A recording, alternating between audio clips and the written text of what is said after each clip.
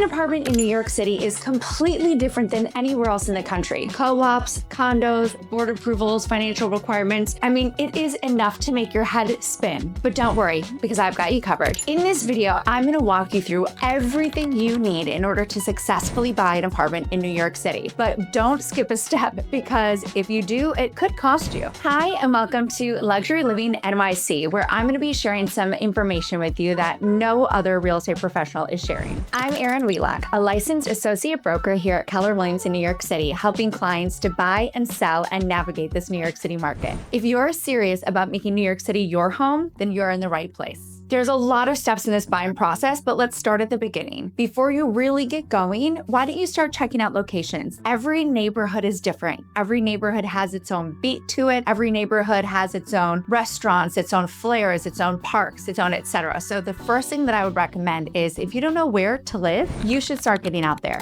Go out there during the day, go in the neighborhood at night, try some of the restaurants. And also here in New York, we always go to our local spots. So don't be afraid when you're in a restaurant, ask some of the people that are there. Do you live here? What do you like? What do you not like? It's really good to go around and get your entire sense of what that neighborhood is gonna be like before you put a little bit more energy into it to navigate the process smoothly, but also that understands the rules that are out there, because you need somebody in your corner who's an expert negotiator, who understands the process. I know we have an admin team to make the process as smooth as possible, which as we get going in this video, you'll understand why they're so important. But you're really gonna wanna make sure that you're choosing that right agent for you. And of course, I'm gonna say, hello, self-promotion here.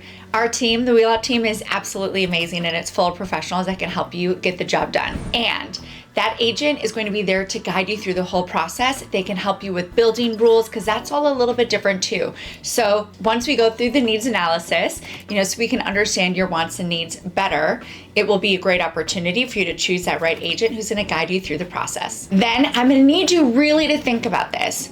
What are your top 5 must-haves in a home? Maybe it's location, maybe it's light, washer, dryer, dishwasher. That stuff's not always a given in New York City. Garbage disposal, please don't have that on your list. Not a lot of homes actually have that. But it's good for you to be clear about what your 5 must-haves are. Not 10, not 20, 5 must-haves, because there's no perfect home. But if we know what a must-have is, again, it could be outdoor space, pet friendly. If we know what those must-haves are, it's gonna be a lot easier to narrow it down.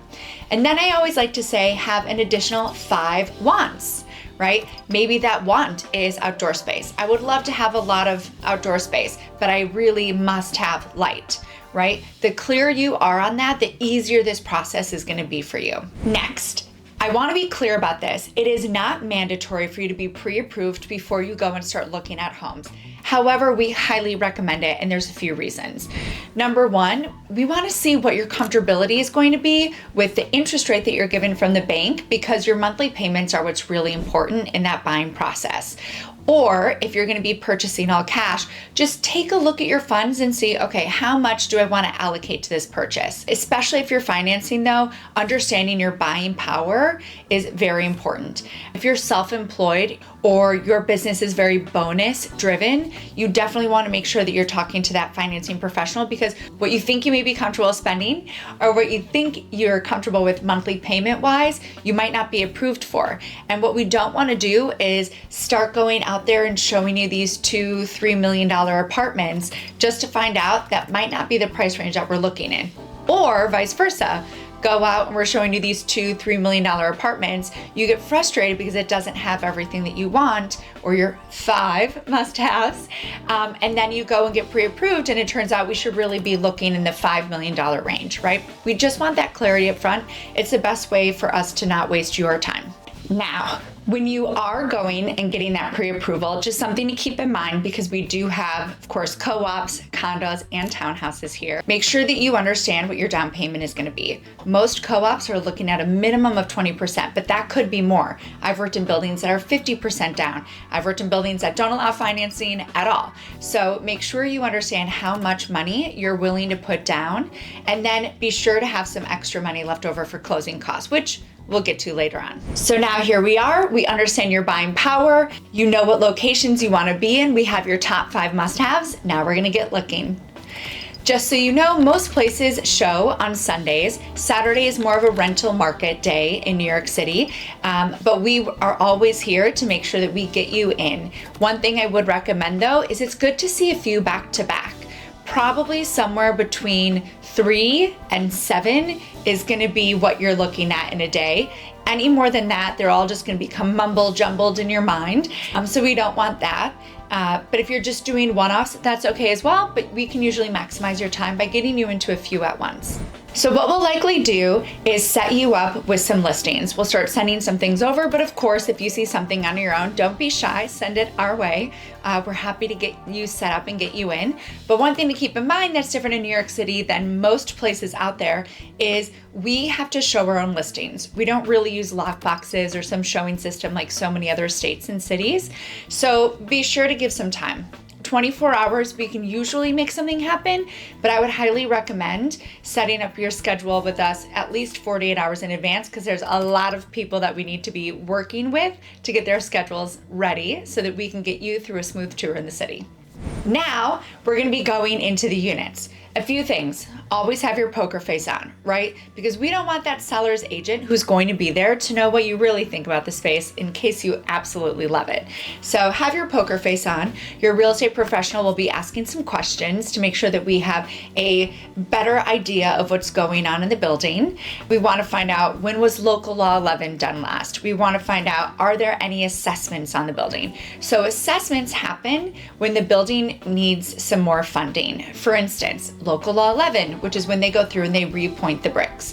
So we do legally have to do that every 5 to 10 years, have an inspection done. And that can be quite a pretty penny, especially now with where interest rates are. A lot of buildings have to take out a mortgage to have that work done.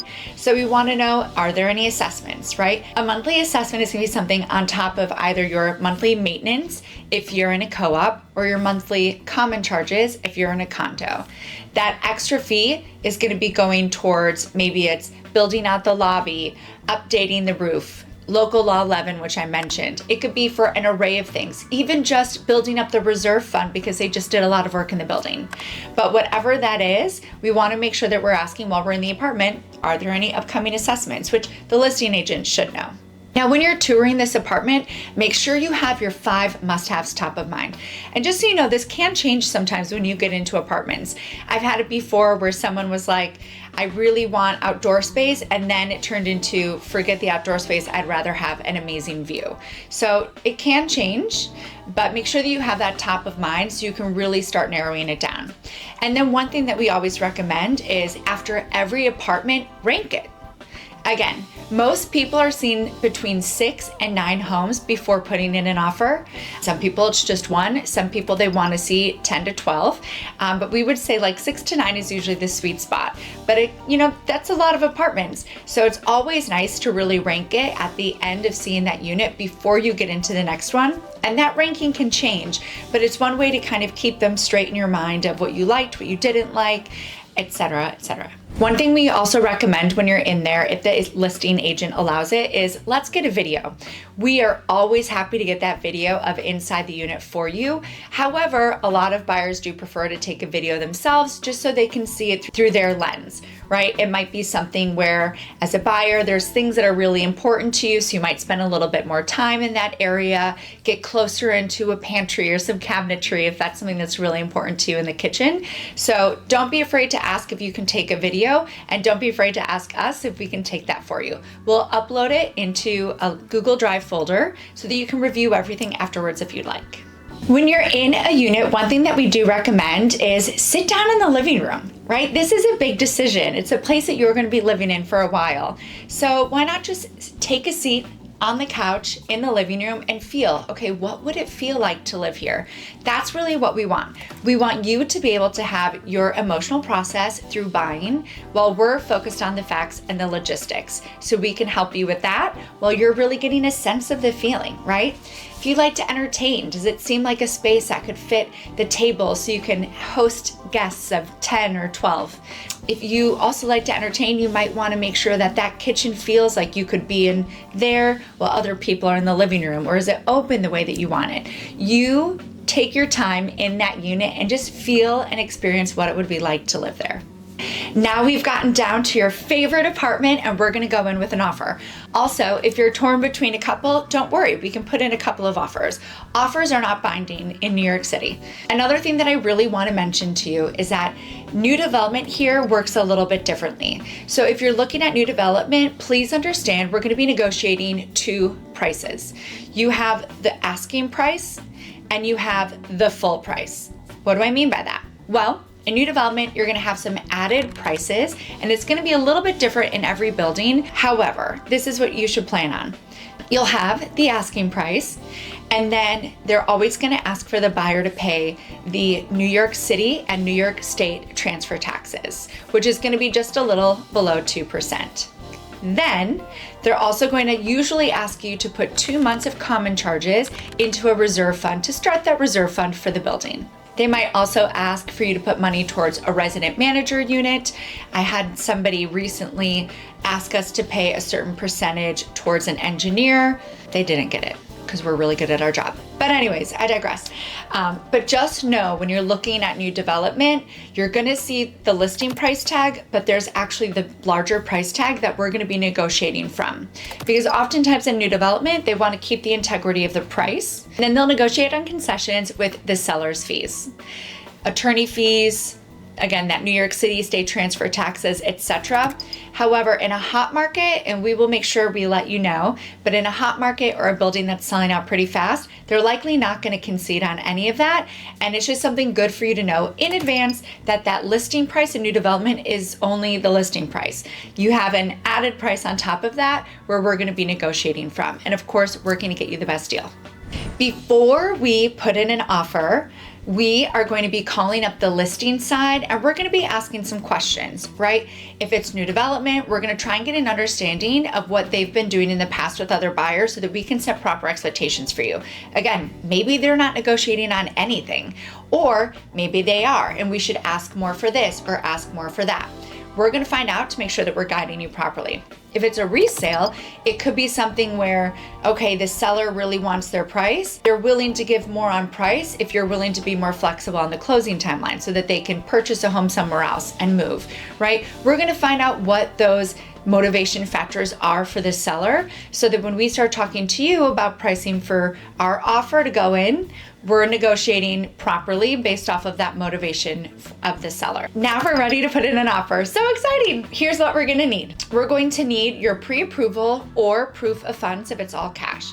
Now, something I want to mention with proof of funds if it's all cash is we usually just have the banker that you're working with write a letter and saying, you know, your name has an excess of X in the bank. Now we're going to tack on more than that asking price because of course there's closing costs and other things. So we want to make sure that you show you have enough to actually purchase a property. However, it doesn't have to be a full bank account. If you'd prefer, you can always use bank statements. We want to block out the bank account numbers, of course, but we can always just have printouts or something like that that we can send with the offer if you're going to be buying all cash. We're going to want that purchase price, which again, we're going to go over. Don't worry, we'll guide you through that. We're going to need a closing date. Okay. It's always so funny when I talk to agents or buyers coming from other places, because I have to tell you, I've been doing this for quite some time and I've never seen something close on the actual closing date. Never. So in New York City, it's always an on or about closing date. So it's within 30 days before or 30 days afterwards, we can close because there's a lot of other factors that go into that approval process that we're waiting on. And since we have less control over it, that closing date is really just a placeholder. One thing I will say is oftentimes we're going to have a little bit more negotiation room if we want to close ASAP because a lot of sellers are ready to move at that point. Either way though, we're going to need to get that closing date. We're going to need a New York City real estate attorney. Now in our buyer's guide that we send to all of the buyers that we work with, we do have a few amazing attorneys that our clients have loved working with, and therefore we keep them in there because we know that our next buyers are going to enjoy working with them as well. I really want to be clear on that attorney though. I say this with love and respect. I know that a lot of us have family members that are attorneys. I know that many of us, especially for relocating, you may have bought in Georgia and now you're relocating to New York City and you have an attorney there that did real estate, please, please, please have it be New York City, not upstate, not anywhere else, not a trust and estates attorney, but somebody who actually practices real estate in New York City. Attorneys can make or break a deal. And if they are not familiar with what the process is like, something could show up for them that they see as a red flag that actually isn't. Or they may not know some questions to ask on your behalf during the due diligence period. So please make sure, even if you're not using one of our attorneys, please make sure that you are using somebody who is New York City and real estate focused. We're also going to need something called the REBNY Financial, which stands for Real Estate Board of New York Financial Statement. It's your assets and your liabilities. When you're going to fill this out, here's something that I have to say. You don't have to go to the penny for the offer form. It's going to ask you for the cash in the bank, money market funds. If you own any automobiles, you can put that asset there. If you own other homes, put that asset there. Now for the life insurance, please remember it's only your cash surrender value. If you have $1 million in life insurance, don't put down $1 million because again, it's just that cash surrender value. 401k goes on there and everything has a line item, so you can just fill it in accordingly. Now, where it says personal property, one thing I will say is after you have the accepted offer, in the board package process, they are going to ask for proof of everything that you put on that assets and liabilities form. So if you have personal property and you're like, because I purchased my home and furnished it with everything from Restoration Hardware, that's amazing. Now, if you have maybe receipts, then you can put it down. But if it's not something that has an appraised value or a very recent receipt, I would not recommend putting it down. I know, for instance, like I have an appraisal on a lot of my jewelry or appraisal on some artwork. That absolutely include that in your assets. But again, if it's just something a little bit smaller that we don't necessarily have that appraised value of, don't worry about putting that on there. On the liabilities side, it's pretty self-explanatory as well. If you have another home and you have a mortgage on that home, that's going to go in your liabilities. If you have a car and you have a car loan, that will be in your liabilities. If you have student loans, whatever it is, that will be in your liabilities. Something to note on that is it will ask for a credit card balance. Now, if you're someone who pays your credit card off every month, you don't have to put anything there. If you are carrying a balance, you should put that balance on there. But again, if you paid off every month, don't worry about that. Then of course, it's going to ask for your net worth. So moving on the REBNY form, it will also be asking you for your income. Some say monthly, some say yearly. So just make sure you check that in advance. It'll ask for the income, any bonuses, and of course, do you have passive income of other real estate? Put that there too. We want to have that entire financial picture there. So a section for expenses. Let's say you have another home and that one has an HOA fee. So you're going to want to put that HOA fee there. Or a few homes and you have mortgages on them, your mortgage payments are going to go there. That's going to be all monthly payments. We're also going to add in what your financing would be on this home that you're purchasing, what the monthly cost would be. So taxes and common charges, or just your maintenance if it's a co-op, that's all going to go on there. And especially for co-ops, this is really important because most co-ops are going to require that you have a debt to income ratio of 25% or less. Now, some will go up to 30%, but rule of thumb is we always want it to be as close to 25% or less, unless you have a lot of assets make up for it. But it's just a good rule of thumb. So make sure that you're putting all of your expenses there, all of your monthly income there so that we can calculate that. Also with co-ops, what they're going to want to see is post-close liquidity. After you purchase, they're usually going to want at least 1 year of all of your monthly fees in post-close liquidity. That's liquid. Some are going to want to see 2 years. Some will want to see even more, but that's just something that we can go over with you when we're reviewing that REBNY financial statement with you. You have your attorney, the price, closing date, your REBNY financial statement. Well, we're going to have to put down contingencies.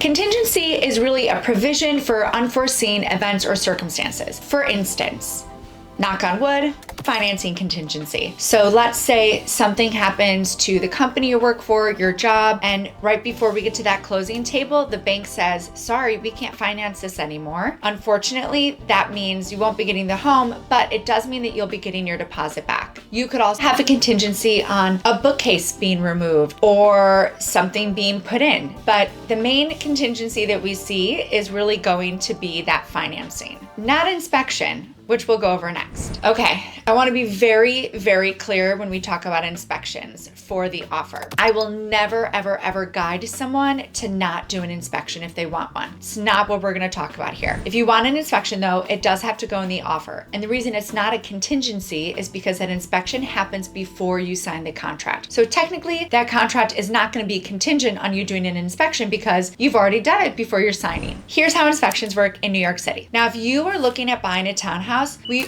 always recommend that you have an inspection. Even if you're going to be purchasing it as is, you want to know what you're getting into. You could buy something as is, but what if the roof is leaking and you didn't know that and now you have this huge unforeseen expense? We really want you to have that inspection if you're doing a townhouse. New development, often buyers will waive that and not do an inspection because the city actually has to go through and basically approve everything before they're allowed to start selling those units. But condos and co-ops alike, some people again choose to do an inspection, which is absolutely fine. Now, some buyers choose to waive that inspection and not do it, and here's why. Because in condos and co-ops, you are responsible for what's inside of the walls. Inspector is going to go through, they're going to check all the outlets, they're going to check the plumbing, making sure that works, they're going to check the appliances, make sure those work, checking the AC or the heat. They're going to go through and really check everything, and it can be great because they're going to give you a lot of information. Before closing, which I know I'll repeat a little later, but before closing, you're going to do what's called a final walkthrough. Now, when you're doing that final walkthrough,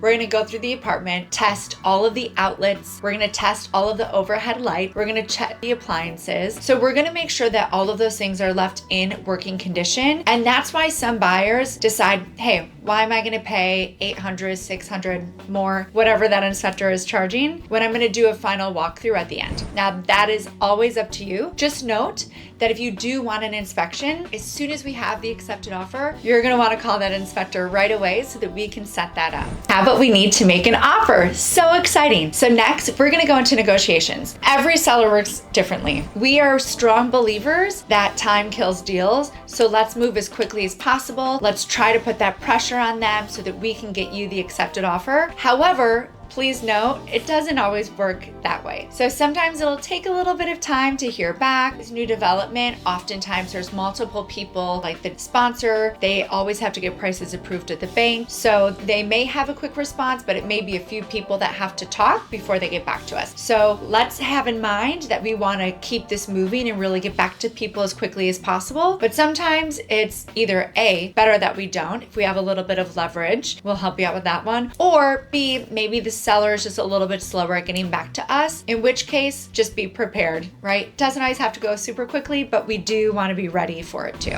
One other thing to know with negotiations, sometimes in a hot market, and we are seeing that, sometimes we have what's called a best and final. What that means is you really have to think, what am I willing to pay for this property? That if I spend $1 more, I would regret buying it. So that best and final is going to have a date. So let's say there's a best and final on a property. It'll be all offers best and final in by Wednesday at noon. We will always try to get you back in if you'd like to, and we will also be talking to that other agent so that we can hopefully guide you as much as possible. But the truth is, if the other agent is a good agent, they're probably not going to give us too much information. And some of them that are out there bluffing, we really know who they are. We're maybe going to follow them a little bit. No, but when it's best and final, I know it's not very fun, but you really have to sit and think about, okay, if we pay $1 more than X, we're going to regret this purchase. But if we spent $1 less and we could have gotten it and we're going to be so upset, then you want to put that extra dollar down. You now have an accepted offer. Very exciting. All right, now we're going to get into due diligence. Different than most places, due diligence in New York City happens before the contract is signed. Now, what this means is another buyer could come in and outbid you during the due diligence process.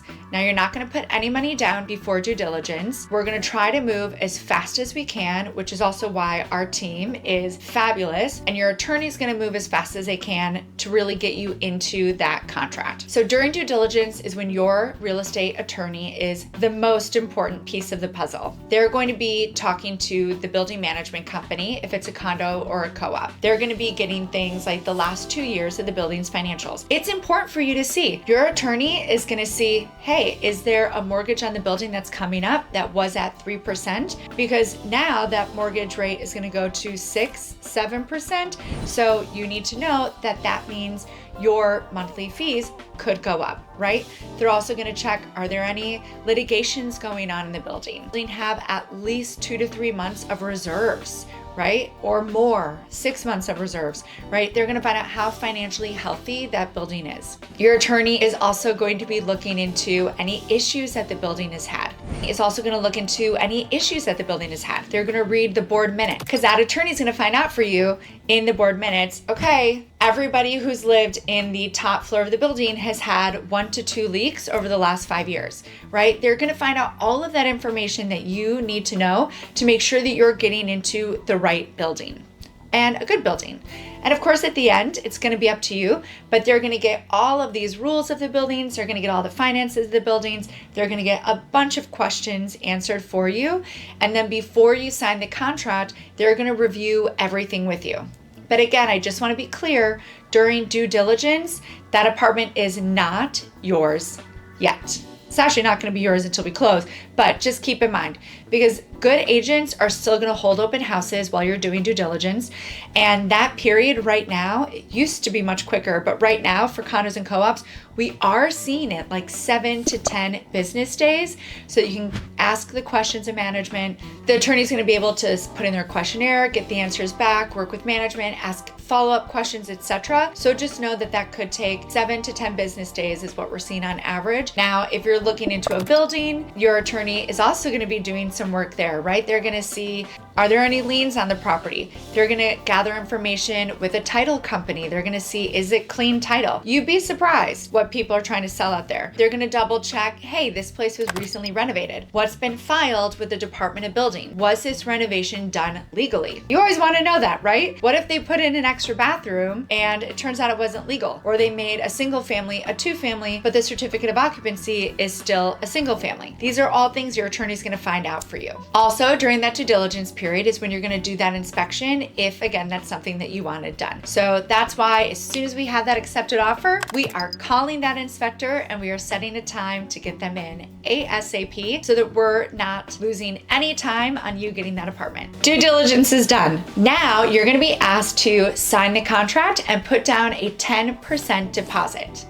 So that 10% deposit goes into escrow and is going to be held by one of the attorneys.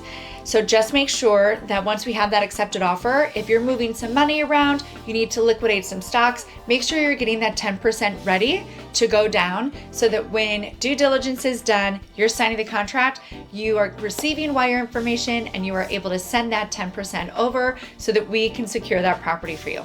Then the seller's going to countersign. And now it's locked in. So now we get to finish the process and you don't have to worry about somebody coming in and outbidding you. So you've signed the contract and you've put your 10% down. Now, if you're financing, that contract will go immediately to the bank. So now here's when a few things are going to start. Number one, the bank is going to start their underwriting process. So they're going to come to you, they're going to be asking you for updated documents, more updated documents, more documents. We're going to be helping them with the building so that they can get some questions answered from management. All of this stuff is going to be going on while, if you're going into a condo or a co-op, while we introduce you to our transaction coordinator who is going to help you with your board package. Now, if you're going into new development, there's no board package yet, so you get out of that step. Very exciting because it's a long one. But if you are going into a resale, then you're going to have a board package. Now, every board package is going to be different. And so what's going to happen is our transaction coordinator is going to set up a call with you. We love a good Zoom call. We'll go over all of the required documents. So that financial statement, the revenue financial statement, there will be a version of that or the same one in it. They're going to ask for documentation for everything on there. Oftentimes, they'll also be asking for tax returns, letters of employment. Oftentimes, they're also going to ask you for references. Sometimes it will be personal and business. If it's 2 of you purchasing, they may ask for separate letters for each of you. Don't worry, we have examples that we can send over, but they will be asking for those reference letters most of the time. They're also going to ask for you to fill out an application. During that board package process though, just make sure that you are putting everything out there.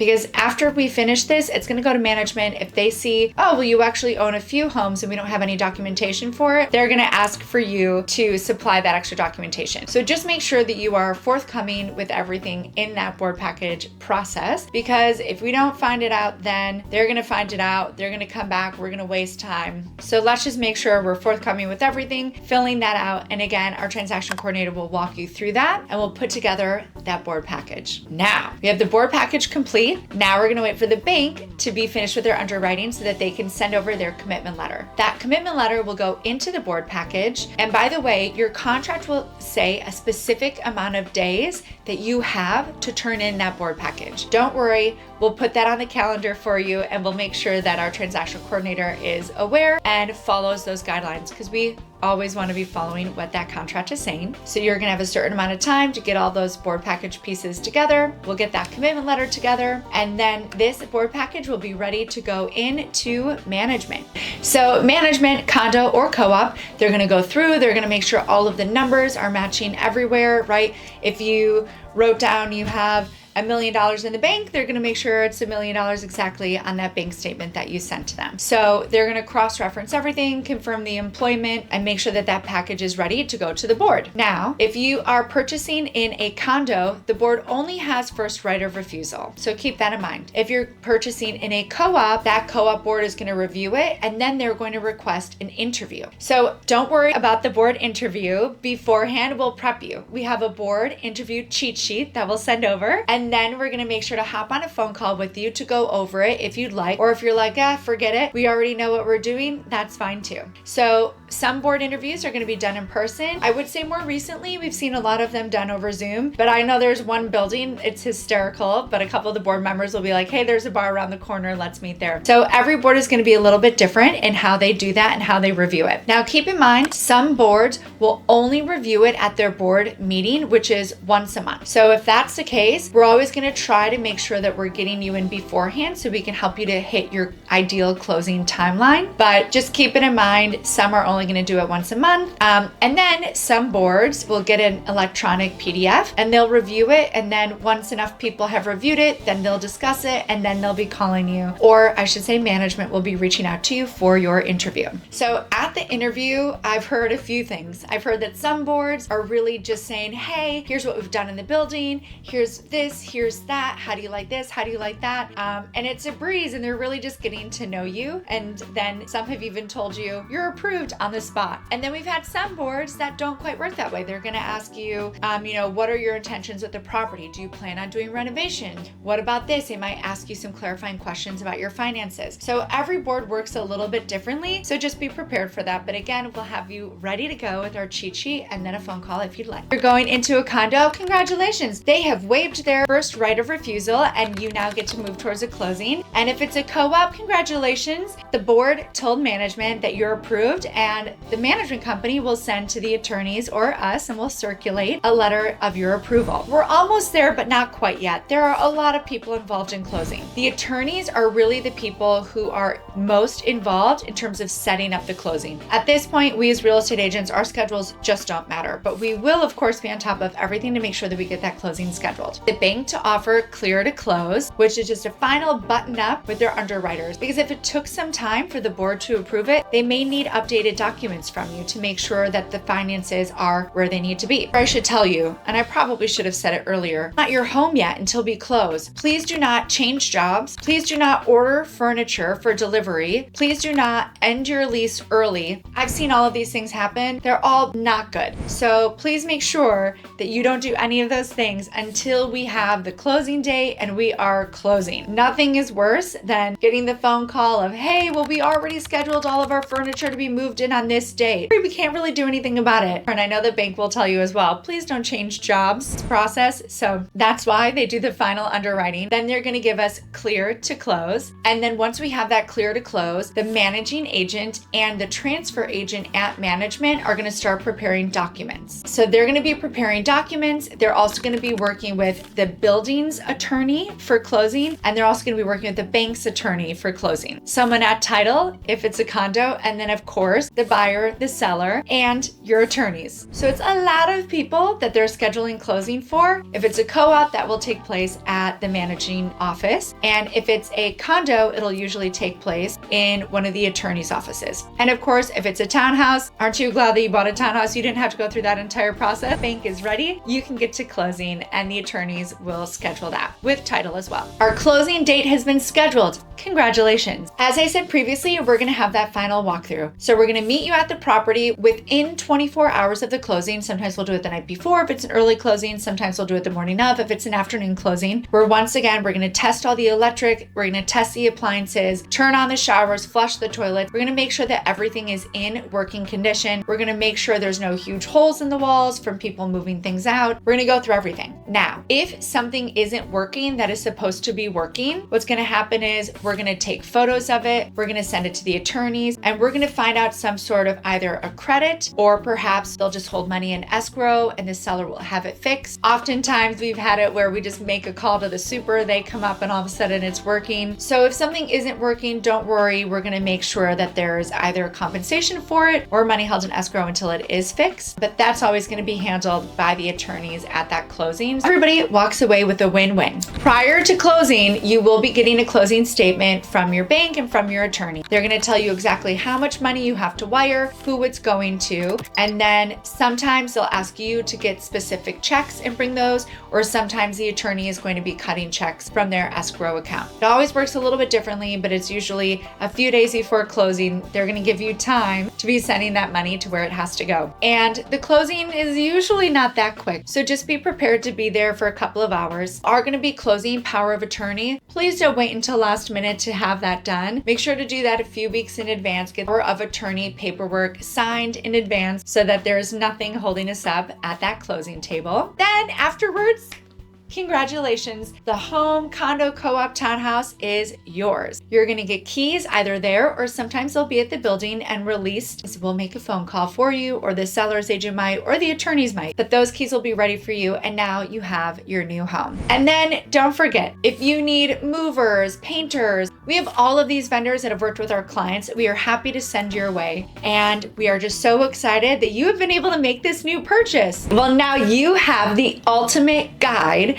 to buying a home and the process in New York City. It isn't a one size fits all. So if you need a customized strategy, you just have to make sure you're choosing the right agents who can help you with your goals and the timeline to get you to your goals in the smoothest process possible. So be sure to reach out. Our contact information is in the description box below. And I know my team and I would absolutely love to help you make this process as smooth as possible. Don't forget though to subscribe for even more tips and tricks when you're buying in New York City. See you at the next video. That was a long one. Thanks for sticking with me. Bye guys.